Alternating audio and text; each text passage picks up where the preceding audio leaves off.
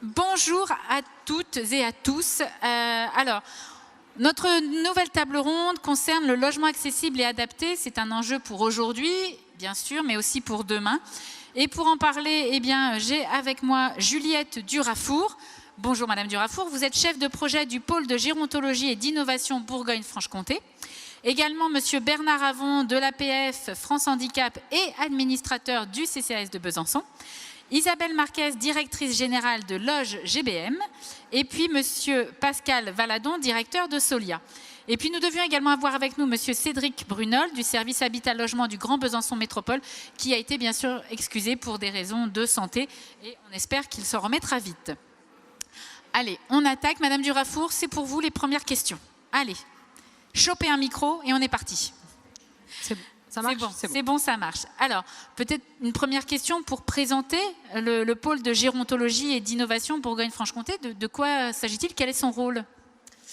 Donc le PGI, oui, le pôle de gérontologie et d'innovation Bourgogne-Franche-Comté, c'est le gérontopôle régional, en fait, comme il en existe maintenant dans quasiment toutes les régions de France. Il y en a 9 en France. Donc notre mission, on est un réseau d'acteurs pluridisciplinaires et notre rôle, pour faire simple, c'est de faire converger les volontés, les compétences pour contribuer à la qualité de vie dans l'avancée en âge. Donc que ça soit pour des personnes qui vivent à domicile, en milieu hospitalier ou en institution type hébergement, type EHPAD. Comment est-ce que... Ah, pardon, vous n'aviez peut-être pas... Pardon, non, j'allais juste compléter que parmi nos thématiques de travail, du coup, sont très très variées. Ça va de repérage, l'évaluation de la fragilité, les évolutions de l'habitat pour lesquelles on est là aujourd'hui, la transformation du modèle de l'EHPAD, l'accompagnement des proches aidants. Voilà, ça couvre vraiment toutes les thématiques liées au vieillissement de la population. Et alors, j'allais vous demander justement comment est-ce que vous intervenez sur la question du logement et auprès de qui, du coup? Alors voilà, sur toutes ces thématiques-là, en fait, on intervient vraiment en seconde ligne, c'est-à-dire qu'on a en fait 68 membres personnes morales au sein du PGI et plus d'une centaine de partenaires d'action. Ça va des collectivités, des associations, des institutions, des entreprises, des bailleurs sociaux, puisque j'en vois aussi présents aujourd'hui. Pour vous donner vraiment quelques exemples, on est promoteur associé d'un programme de recherche qui s'appelle GEOD, qu'on coordonne avec le CHU de Besançon, et donc qui s'attache à évaluer scientifiquement toutes les alternatives à l'EHPAD. On va être associé à différentes recherches. On a par exemple accompagné une association dans l'Autunois-Morvan qui a développé un démonstrateur itinérant, un bus mobile en fait équipé d'aides techniques d'aménagement du logement pour vraiment être dans une démarche d'aller vers les personnes les plus isolées. Et puis actuellement, pour donner un dernier exemple, on est en train de mener une évaluation du modèle d'AGV, donc modèle de colocation senior qui est né ici dans le Doubs et qui maintenant essaime à l'échelle nationale. Et alors, comment est-ce que vous analysez les besoins en lien avec le vieillissement de la population? Alors c'est vrai qu'on entend souvent ce chiffre de 90% des Français souhaitent vieillir et vivre et vieillir à leur domicile. Donc ce qui me semblait important de rappeler, c'était que habiter ou se sentir chez soi, ça peut être évidemment être chez soi dans son domicile classique, privé, mais ça peut également être en habitat inclusif, en résidence senior, résidence autonomie, ou voire même en EHPAD, puisque l'objectif d'un EHPAD, ce serait, dans l'idéal, évidemment, d'être un lieu de vie où on est soigné et non l'inverse. Donc voilà, vraiment l'habitat pour nous, il est à penser au sens du logement, évidemment, mais de son accessibilité, puisque si on habite un logement adapté au 8e étage sans ascenseur et avec aucun commerce et services à proximité, c'est plus dur. Voilà, c'est plus dur. Et donc c'est vraiment l'accessibilité, l'environnement, les services, les commerces, etc. Et c'est en fait des besoins qui sont universels, qui ne sont pas forcément propres aux personnes âgées, mais qui sont peut-être plus prégnants dans cette phase de la vie où il peut y avoir des incapacités, où on est peut-être plus isolé socialement du fait du passage à la retraite, etc. Alors, quels sont les problèmes que l'on peut rencontrer lorsque l'on veut, aujourd'hui, dans une société effectivement qui vieillit ou en perte d'autonomie, comment est-ce qu'on peut adapter son logement ? Quels sont les problèmes? Oui, comme je disais juste avant, il y a forcément le logement qui doit être adapté, mais donc tout l'environnement. Pour moi, à mon sens, il y a vraiment la première partie qui va être aussi de pouvoir comprendre, connaître les différents acteurs qui existent, les financements. Moi, je me tourne vers Solia parce que je pense que M. Valadon en parlera mieux que moi, mais voilà, déjà pouvoir connaître ce qui existe, c'est un premier pas. De pouvoir aussi connaître toutes les petites solutions techniques, technologiques qui peuvent exister aussi pour adapter son logement. Et puis surtout d'agir en prévention, parce que c'est vrai que souvent les personnes vont adapter leur logement quand il y a eu une première chute notamment, et du coup souvent voilà, ça arrive un petit peu tardivement.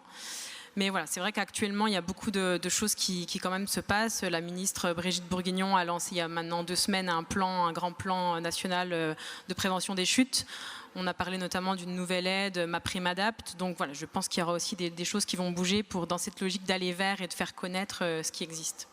Je vous remercie beaucoup pour ces précisions, Madame Durafour. Alors, je me permets simplement, effectivement, il y a encore beaucoup de gens sur les stands, et c'est très bien. Nous vous encourageons vraiment à aller à la rencontre des partenaires.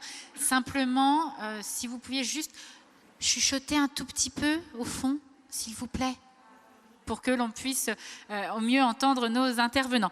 Je me tourne vers vous, Monsieur Avon. Comment l'APF France Handicap intervient à son tour sur la question du logement ?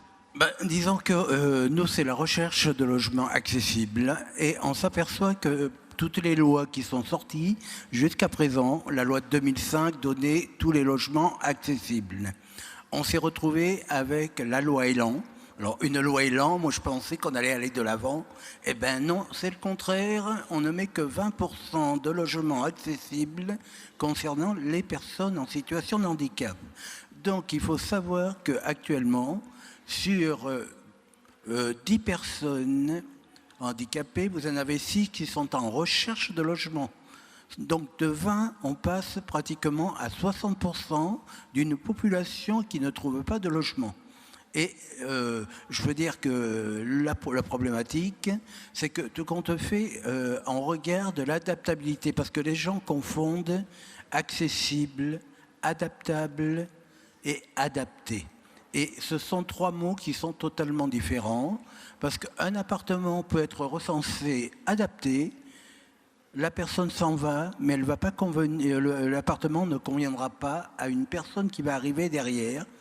Imaginons hémiplégie côté droit, hémiplégie côté gauche, ce n'est pas du tout le même aménagement. D'où l'intérêt, effectivement, comme vous le disiez, d'être adaptable plutôt peut-être qu'adapté. Voilà, et en même temps, il y a quand même, moi, quelque chose qui me choque depuis des années, c'est qu'il y a le maître d'œuvre, le maître d'ouvrage, et l'usager, où est-il dès la présentation du projet ? Si l'usager faisait peut-être partie de l'ensemble d'une rotation, on arriverait à réaliser des choses à peu près convenables. Alors, la question était comment l'APF France Handicap intervient, du coup, dans cette thématique du logement. Disons qu'on recherche toujours pareil par le biais des bailleurs des logements adaptés pour les personnes handicapées. Là, on a le cas, mettons, sur le haut du département, d'une personne qui est en situation de handicap, pas fauteuil roulant, mais cardiaque. Le seul appartement qu'elle a, c'est un appartement au 3e étage, pas d'ascenseur. Donc la personne... Quand on est cardiaque, c'est peut-être pas top. Voilà, c'est pas top du tout. Donc, elle a fait déjà plusieurs séjours aux urgences à cause de ça. Alors, j'imagine que l'une de vos problématiques, vous l'exprimez un petit peu, c'est qu'il n'y a pas un handicap, mais des handicaps. Vous le disiez, que ce soit paraplégique du côté gauche, du côté droit, etc. Par exemple. Tout à fait. Disons qu'il faudrait qu'on trouve des solutions, parce que tout compte fait, là, je parle de la personne en situation de handicap. Il y a aussi le vieillissement de la population, qui va être aussi une cause de manque d'autonomie. Et si les appartements ne sont pas adaptés, on a des risques d'accident du travail du personnel aidant. Et c'est vrai que c'est un métier que, on va dire, une auxiliaire de vie va pouvoir faire pendant 10 ans. Et au bout de 10 ans, elle ne pourra plus exercer parce qu'elle aura des problèmes, on va dire, de dos. Parce que la situation ne sera pas été, disons, convenable pour son travail. Est-ce que vous pouvez nous donner un exemple d'adaptation du logement qui peuvent paraître peut-être simples pour les uns, mais poser des problèmes à d'autres ?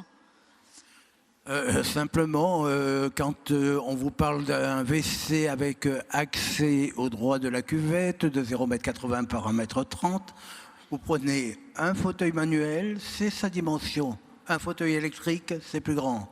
Donc obligatoirement, ce n'est pas la même chose.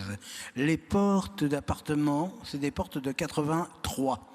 Et le fauteuil roulant manuel, c'est 0,80 m par 1,30 m de long. Déjà, les doigts... C'est limite. Voilà, c'est mes Il reste 3 limites centimètres, pour quoi. Et avec un fauteuil électrique, vous ne passez pas. Tandis que la loi de 2005 donnait quand même que l'unité de vie devait être utilisable par les personnes en fauteuil roulant. Alors là, on parle effectivement d'un handicap, les personnes à mobilité réduite, mais je crois que ça peut aussi poser des problèmes parfois, ne serait-ce qu'un miroir dans l'ascenseur, peut pour certains être un frein, alors que pour d'autres, non. Alors disons que c'est vrai que ça a été un cas qu'on m'a signalé pour des personnes psy, quand l'ascenseur s'ouvre et que le miroir est en face, la personne croit qu'il y a déjà quelqu'un dedans. Donc pour elle, ça va être un retrait de ne pas monter dans l'ascenseur. Donc pour des personnes en fauteuil, c'est une aide pour voir derrière, pour reculer. Mais bon, on pourrait baisser la vitre. Mais en fait, ce qui va aider les uns peut être un frein pour les autres. Voilà. Toutes les difficultés, effectivement, d'adaptation. Merci à vous, Monsieur Avon. Madame Marquez, alors on en parle de ce logement, justement. Alors, vous, je le rappelle, vous êtes directrice générale de Loge GBM. Alors, que signifie logement accessible et adapté pour le bailleur social que vous êtes? Pour le coup, je ne vais même plus dire adapté, je vais dire adaptable. Oui, je crois que du coup, vous avez bien saisi. Oui, parce que pour le coup, en fait, les logements accessibles, c'est par rapport à l'extérieur jusqu'à l'entrée de la cage d'escalier. Et puis le logement adaptable, ça veut dire qu'il va falloir que, sous votre contrôle, les ouvertures de porte, elles soient à 90. Hein, et que du coup, en tout cas au sein de l'EGBM, depuis 2005, on respecte la loi de 2005. La loi Elan, j'en conviens, elle ne va pas dans le sens concernant le handicap. Donc du coup, on continue, nous, à faire en production neuve 30% de logements adaptables. Voilà ce que je voulais vous dire. Je voulais simplement aussi dire que l'OGBM, c'est une structure qui est toute jeune. On a 1 an et demi, voilà, on est un peu jeune. Oui, donc c'est bien. Non, mais c'est bien, vous êtes encore en apprentissage. Absolument. On l'entend.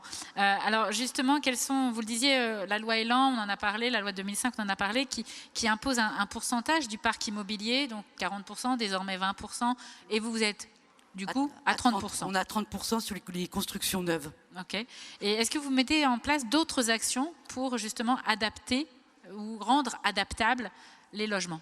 Alors en fait, quand on est un bailleur social, on se doit d'être vigilant. Voilà. Donc on est vigilant. Donc en fonction des besoins des habitants, puisque en fait on a quand même pas mal aussi de personnes âgées déjà. On a à peu près dans notre parc 21% de personnes qui ont plus de 68 ans. Donc du coup, on va tenter, en fonction de leurs besoins, d'aménager leur logement. Là, par exemple, dans la salle, j'ai rencontré une locataire, qui est une locataire de Loge.gbm, qui du coup me parlait de son logement, je vois exactement d'ailleurs son logement, qui était un logement avant 2005, et du coup, comme elle est en fauteuil électrique, c'est un peu étroit, ça coince sur les mains. Donc voilà, donc on met en place des douches italiennes, on met en place les ouvertures de portes, les toilettes, tout dépend le handicap, donc ce qui veut dire que c'est l'ergothérapeute qui va nous dire quels sont les travaux qui sont les plus adaptés. Donc voilà. Et alors, on parle de handicap, mais comment le bailleur, enfin comment un bailleur d'une manière générale accompagne le vieillissement aussi de ses locataires? Comment vous faites justement? Comment est-ce que l'on fait? Du coup, on a une équipe du pôle social qui vient d'être créée, qui du coup va être en vigilance par rapport aux problématiques des personnes, parce que il y a des personnes qui ont besoin d'avoir des aménagements techniques, puis il y a d'autres qui vont avoir besoin de services, genre des repas, et donc c'est là-dessus qu'on fait le point. Et quand on fait des travaux de réhabilitation, eh bien on aménage, on fait de telle sorte à s'octroyer la possibilité demain, en fonction de pouvoir aménager. Donc par exemple, il y a la motorisation des volets roulants. Ça, on le fait de manière systématique, par exemple, dans nos réhabilitations. Alors le balisage des éclairages extérieurs, on tente de le faire. Et puis sinon, il y a des poignées de porte adaptées. Voilà, ça, techniquement, on le fait de manière systématique. Pardon. Allez-y, allez-y. Et puis il y a aussi des éviers, parce que les éviers, l'air de rien. Donc on adapte aussi les éviers en fonction des problématiques. Est-ce que du coup le logement devient adaptable ou est-ce qu'il est adapté? Le logement, il est adaptable et il est adapté en fonction de la sollicitation. Par exemple, en 2020, on a eu 75 sollicitations de locataires qui nous disaient qu'ils avaient besoin. Donc à ce moment-là, évaluation, et on va mettre de la lumière, on va mettre l'évier à droite ou à gauche, le toilette, on va varier la hauteur et pareil aussi concernant les barres de levage. Donc voilà, on tente vraiment de s'adapter à la problématique de la personne. Est-ce que c'est pour vous une façon de participer à la lutte contre l'exclusion aussi, qu'elle porte sur le handicap, sur l'âge? En tout cas, nous, quand on est bailleur social, on doit être vigilant et on est au service d'eux. Et donc, ce que l'on tente de faire, c'est d'être les personnes, quand on détecte des problématiques, eh bien, on va tirer à droite, à gauche, et on va trouver des associations qui vont pouvoir nous éclairer, qui vont pouvoir accompagner les familles. Et donc, oui, mais modestement, on tente effectivement de lutter contre les exclusions. Merci à vous, Madame Marquez. Un point aussi, quand même. Dites-moi. C'est que quand même notre responsabilité, c'est de tisser le lien social pour qu'on vive bien ensemble. Et c'est pour ça que, parce qu'il n'y a pas que le logement lui-même. Il n'y a pas que le logement. Et c'est pour ça que, par exemple, on a des... Alors, vous allez aller voir les deux personnes qui sont sur le stand, mais on a deux projets. Un projet qui est déjà sorti de terre, qui est à Pelouzet, où on a fait de l'habitat intergénérationnel. Il est extraordinaire, ce projet intergénérationnel. Il y a des chartes, il y a des terrains mûrs à partager. Et donc, du coup, il y a des personnes âgées, il y a des personnes handicapées, il y a des personnes comme vous et moi. Et ainsi va la vie. Et on a un projet qui est en train de sortir de terre, qui va être sur Besançon. 64 logements rue de Dole. Et donc là, on est en train de décrire le projet social. Et pour en savoir plus, avec quoi? On ira sur le stand. Exactement, vous allez sur le stand, voilà. Mais vraiment... Et avant d'aller sur le stand de Loge GBM, Monsieur Valadon, alors vous êtes directeur de Solia, qui fait partie des acteurs importants du logement, puisque c'est une association qui œuvre notamment pour la rénovation et l'adaptation du logement. Comment intervenez-vous justement pour l'adaptation des logements afin de favoriser le maintien à domicile? Oui, alors Solia est effectivement une association qui travaille maintenant depuis un peu plus de 50 ans pour accompagner toutes les personnes qui souhaitent adapter, voire rénover leur logement. On est sur la thématique de l'adaptation.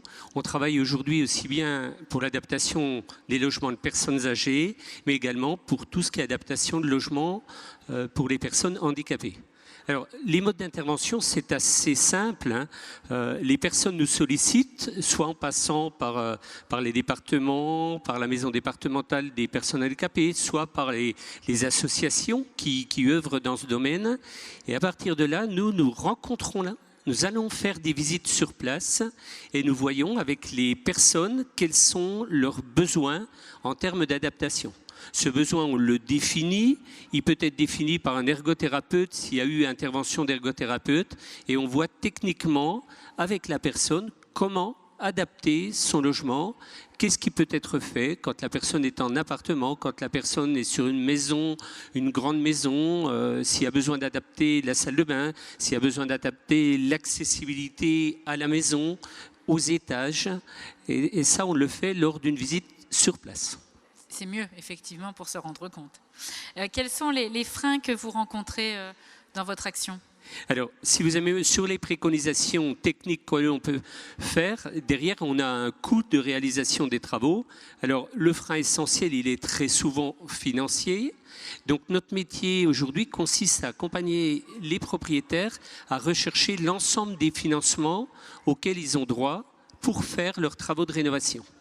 Donc, on va chercher, on a des partenariats avec les principaux financeurs, les MDPH, les conseils départementaux, la CARSAT, les différentes caisses qui sont capables de financer, et l'État, bien sûr.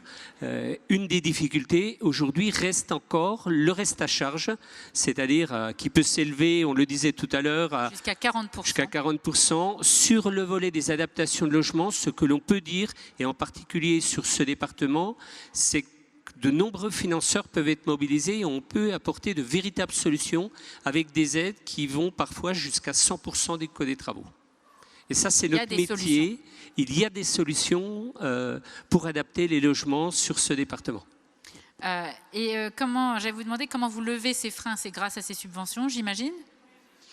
Je crois que c'est un travail de partenariat parce que là encore, on peut trouver les aides de manière importante, mais on a aussi affaire à des personnes qui ne peuvent pas avancer, par exemple, le montant des travaux. Vous avez 10 000 € pour adapter une salle de bain. On va chercher 8 ou 9 000 € de subvention, il y a un petit reste à charge, mais les personnes, parfois, ne peuvent pas payer à l'entreprise le montant de ces travaux. Donc, on a mis en place un système de préfinancement, c'est-à-dire qu'on se substitue au propriétaire, bien sûr avec son accord, on finance les travaux auprès des artisans et on récupère, je dirais, le montant des subventions auxquelles le propriétaire aurait droit. Afin qu'il n'ait pas à porter du coup cette avance et cette charge. Voilà, c'est-à-dire qu'il ne décaisse que le reste à charge et ça permet de solutionner beaucoup de financements. Est-ce que vous avez d'autres accompagnements au-delà des subventions ? Alors, si vous aimez mieux, l'essentiel des accompagnements, c'est l'apport de la recherche de subventions, c'est l'accompagnement technique, mais c'est aussi un accompagnement administratif. Vous savez qu'en France, aujourd'hui, on ne fait pas les choses de manière simple. Vous voulez dire qu'on est dans un pays administratif ? Absolument pas. Mais simplement, un petit exemple. Aujourd'hui, vous voulez adapter votre salle de bain, vous êtes âgé, vous voulez bénéficier des aides de l'État. Il faut aller ouvrir un compte sur le site de l'ANA. C'est une épreuve pour certains propriétaires. Pour certains, effectivement. Ce n'est qu'un exemple, mais il y en a bien mieux d'autres. Et là, je crois que les structures, les associations qui accompagnent les personnes âgées ou handicapées ont un très gros travail, au-delà du conseil technique et administratif, un gros travail d'accompagner, ce que j'appellerais moi de l'accompagnement social, ne serait-ce que pour faire ce type de démarche. Cette démarche administrative. Et d'ailleurs, j'ai vu des visages qui approuvaient à côté de vous, donc j'imagine que vous n'êtes pas le seul à partager ces difficultés. Eh bien, écoutez, merci à vous quatre. Alors, s'il y a des questions, sans doute, mais vous savez le principe. Et il y a des stands. Il y a des stands. Et d'ailleurs, on a entendu que certains étaient restés sur les stands pendant cette table ronde. Et avant d'enchaîner sur la prochaine table ronde qui aura lieu à 16h, justement, Madame Marquez, ils ont le temps de venir vous voir. Alors foncez à votre stand. Moi, je vous donne rendez-vous à 16h pour notre table ronde suivante, et on parlera du logement inclusif face au vieillissement de la population et des réponses que le logement peut apporter. C'est dans un peu plus de 15 minutes, justement. Allez papoter, faites du bruit pendant ce temps-là, vous avez le droit, et puis on se retrouve juste après.